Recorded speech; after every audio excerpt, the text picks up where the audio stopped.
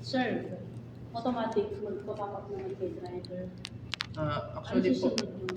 ang susunod po niyan, kapag niyan po, napindot niya na po yan, pinindot niya po yung preparing, and magre-reflect na po sa status ng users is yung ng client po, is makikita niya po yung order niya is preparing na rin po. Tapos, Then, dun po, since may POS po sila doon, and po yung gamit, since, ito po muna yung demo for POS. Since sila naman po yung may POS doon sa restaurant na yan. Ganyan po yung gagawin nila. Since alam naman po ng admin na mga in-order ng users po. pero lumalabas tatlo yung user access niyo. Store, client, sino yung isa? Rider. Admin. May rider yan. Actually po is, wala pa po siyang admin. Ano admin. to? Pick up lahat ng order. Pwede, may ano po, may pwede pong either pick up or ano po, delivery. O yun nga, sino asan yung side ng delivery app? Since yung type ng delivery app, Hindi mo pa na-prepare. since ano po yun ma'am, sila na rin po kasi may mga sila na rin po yung May sarili. Opo. May sarili silang rider. Yes po, sila na rin po yung nag-deliver. Parang Shakey's gano'n at saka Yes po. Pizza Hut. Then ayan po, ayan na po yung total.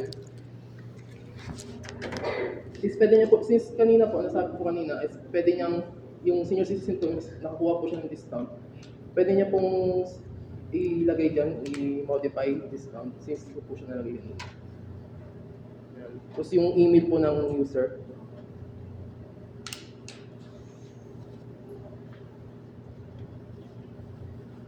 Yun lang yung medyo sa trabaho. Pag every time na mag-order, i-retype yung email.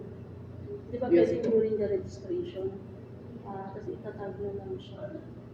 Automatic kung sino yung user na nakalagin. Yung username. Yung email niya.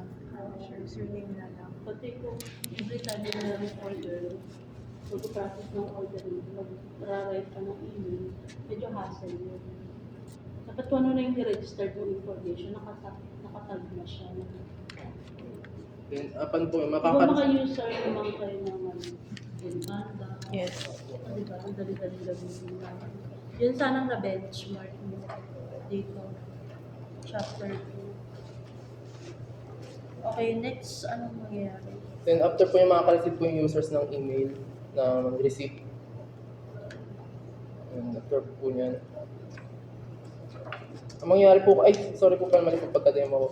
After niya po ma-check ano sa POS yung order ng isang users, pipindutin niya po is yung preparing. Ayan po. Then and so on po, sunod na po, preparing on the way and completed na. Nasaan yung part na yun pala? Matatrack ni client? Meron kayong dashboard ni client? Yes po, yung kanina po, ito po, nakita ko lang.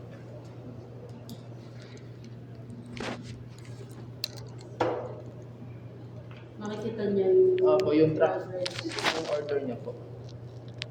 So, order management. Tama. No. Yan po.